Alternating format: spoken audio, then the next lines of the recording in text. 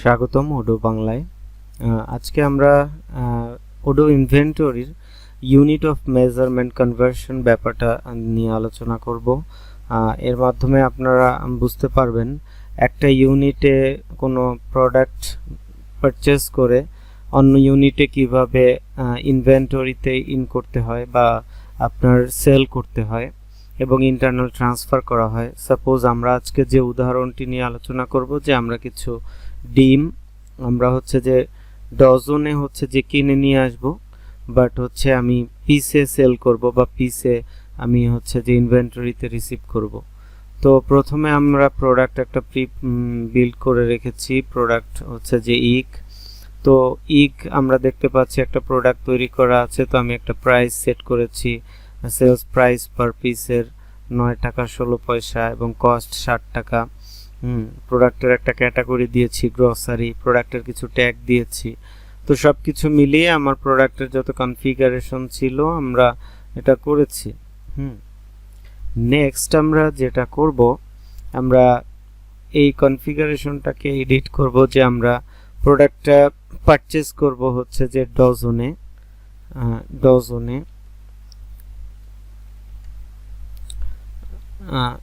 এবং আমরা সেল করব যে পিসে। এখানে পার ইউনিট আমরা সেল করব, ইউনিট মানে পিস।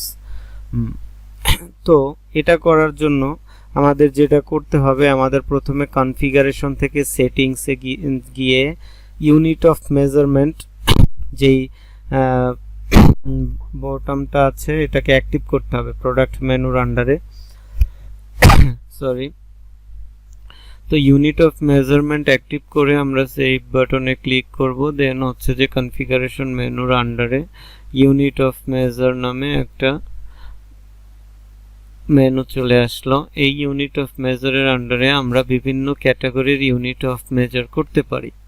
তো ইউনিট অফ মেজারমেন্ট করার একটাই শর্ত যে আপনি যে ক্যাটাগরি করুন না কেন আপনার প্রয়োজন অনুযায়ী সেখানে একটা বেস থাকবে রেফারেন্স, এবং সেইটার উপরে ডিপেন্ড করে কনভার্সন হবে। যেরকম এখানে ইউনিট একটা ক্যাটাগরি করা হয়েছে, তো ইউনিট ক্যাটাগরিতে কি আছে, এটা রেফারেন্স ইউনিট যে দেয়া আছে ইউনিট মানে পিস এটা রেফারেন্স, এবং এটার যে রেশিও 1 এবং রাউন্ডিং প্রিসিশন এটা 1 আছে। এখন আমরা ইউনিট থেকে ডজনে কনভার্ট করতে পারি, ইউনিট থেকে বক্সে কনভার্ট করতে পারি। তো এরকম অনেক কিছুই করা যায়। তো আমরা যখন একটা ইউনিট অফ মেজারমেন্টের ডজনে কনভার্ট করেছি ওই সেম ক্যাটাগরির মধ্যে, তখন আমরা বলে দিচ্ছি যে এই ডজনটা কি পার পিসের থেকে বড় হবে না ছোট হবে। আমরা জানি যে ডজন পিসের থেকে বড়। আচ্ছা, বিগার দেন দ্য রেফারেন্স যেটা ধরেছি তার থেকে বড়, তাহলে কত হবে রেশিও? 12 পিস। এটার 1 পিস সমান ডজনে 12 পিস। হ্যাঁ, তো এইটা আমরা বলে দিছি। এখন আমরা দেখব যে আসলে এর কার্যকারিতা কি। তো আমরা প্রথমে একটা পারচেজ অর্ডার করব। পারচেজ অর্ডারে আমি বলেছি কি ডজনে আমি কিনবো। তো আমি একটা ভেন্ডর সিলেক্ট করি। হ্যাঁ, ভেন্ডরের প্রোডাক্ট আমরা 1 দিলাম। এখন আমি দিলাম কি, এখানে দেখেন যে ইউনিট অফ মেজারমেন্ট ডজনে আছে। আমি দিলাম যে 5 ডজন ডিম আমি পারচেজ করব। ইউনিট প্রাইস অটোমেটিক চলে আসছে, ট্যাক্সটা না হয় বাদ দিলাম। আমি 5 ডজন ডিম পারচেজ করব, আমি দিলাম। আমরা জাস্ট এটাকে সেভ করলাম, কনফার্ম অর্ডার করলাম। এখন যে আমি রিসিভ প্রোডাক্ট এখান থেকেও করতে পারি, এখান থেকেও করতে পারি, ইনভেন্টরিতে গিয়েও করতে পারি। ওডোতে যেহেতু একটা ডাইনামিক সিস্টেম, আপনি যে কোনো জায়গায় প্রোডাক্ট আমরা ইনভেন্টরিতে গিয়ে রিসিভ করি। তো ইনভেন্টরির যেহেতু আমি সাপোজ ধরে নিলাম আমি রিসিপ্টে গিয়ে একটা দেখা যাচ্ছে 1 to প্রসেস, এখানে 1 to প্রসেসে ক্লিক করে আমি রিসিভ করব। এখানে আমরা দেখতে পাচ্ছি যে একটা ওয়েটিং করছে। তো এখানে কি দেখাচ্ছে যে 60 পিসে চলে আসছে, কিন্তু কারণ আমরা প্রোডাক্টে কি বলে দিয়েছিলাম, প্রোডাক্টে আমরা বলে দিয়েছি যে একটা প্রোডাক্ট আমরা ডিম, এই ডিম যে আমরা ডজনে কিনবো এবং পিসে ইনভেন্টরি এবং সেলস এগুলো পিসে করব। তো এই ওডোর ইউনিট অফ মেজার কনভার্সেশনের এই দুইটার অর্থ আপনি পারচেজ করবেন একটা ইউনিটে, সমস্ত ইন্টারনাল ট্রান্সফার সেলস এগুলো করবেন একটা ইউনিটে। তো আমরা বলে দিয়েছিলাম সেই অনুযায়ী দেখেন অটোমেটিক্যালি এটা যে 5 ডজনে 60 পিস ডিম রিসিভ হবে এটা ধরে নিছে। তো আমরা পরবর্তীতে এটাকে ভ্যালিডেট করলাম, আমরা স্টকে গিয়ে দেখব যে 60 পিস ডিম স্টকের মধ্যে অ্যাভেলেবেল আছে, কারণ আমরা বলে দিছি এই যে দেখেন 60 পিস অন হ্যান্ডে আছে। এখন আমরা যদি এটাকে সেল করতে যাই তখন কিন্তু আমরা ওই যে পারচেস করছি ডজনে ডজনে সেল করার দরকার হবে না, আমি কিন্তু এখন এটাকে পিসি সেল করতে পারবো।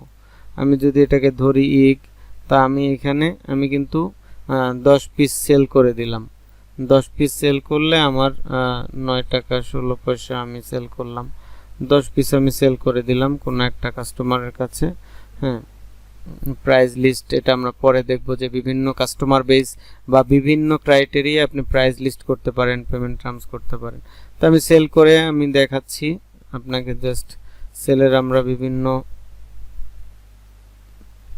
আচ্ছা এখানে একটু কনফিগারেশনের সমস্যা আছে, এজন্য এটা সমস্যা হচ্ছে। ফিজিক্যাল লোকেশন, আচ্ছা এখানে সেলসের কোটেশন রুট, আচ্ছা রুটের সমস্যা আছে এজন্য হচ্ছে না। যাই হোক, তো আমরা এভাবে দেখতে পাচ্ছি যে আমরা এখানে সেলস করতে পারতেছি। তো আমরা কিন্তু এটা পিসি সেল করতে পারতেছি এবং স্টক অ্যাভেলেবিলিটি এটা হচ্ছে যে আপনার ফোরকাস্ট অ্যাভেলেবেল 60 ইউনিট, এখানে ক্লিক করলে দেখাচ্ছে যে আপনার 60টা মোটামুটি ডিএম স্টকে আছে। তো এখানে আমার যেটা উদ্দেশ্য ছিল সেটা হচ্ছে যে আপনি একটা প্রোডাক্ট যে কোনো ইউনিটে, আমরা অনেক সময় হয় না যে আমরা লটে কিনে আনছি কিন্তু আমরা পিস পিস করে বিক্রি করতেছি, বা অনেক সময় হয় যে আমি একটা প্রোডাক্ট বিভিন্ন ইউনিটে কিনতে পারি।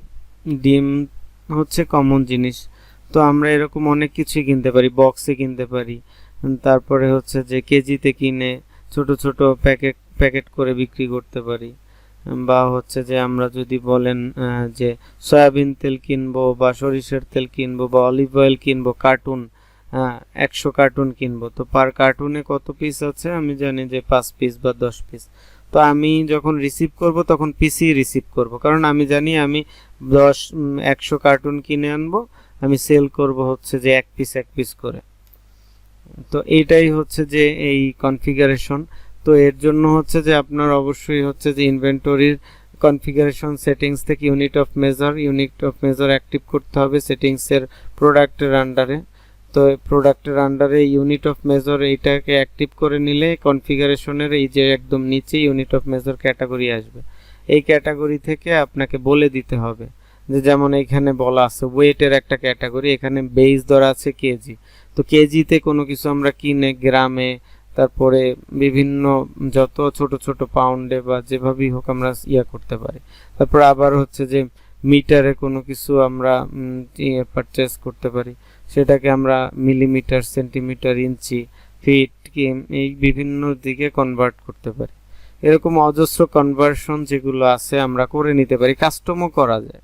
ধরেন আমি এখানে কাস্টম কনভার্সন করতে পারি, যে আমি করতে পারি যে suppose unit of measurement for stationery, unit of measurement for oil, unit of measurement for fabric, সেখানে আমি কাস্টম কিছু ইউনিট করতে পারি, অ্যাজ পার ইউনিটস আসলে। তো আশা করি আপনারা বুঝতে পারছেন কনভারসেশনের ব্যাপারটা, যে আমরা একটা ইউনিটে কিনবো অন্য ইউনিটে কিভাবে কনভার্ট হবে রিসিভ করার সময় বা সেলসের সময়। এটা আমরা আগে শুধু ডকুমেন্টস দেখেছিলাম একটা ভিডিওতে, এখন আমরা ক্লিয়ার হলাম। তো আশা করি আপনারা ব্যাপারটা বুঝতে পারছেন। ধন্যবাদ।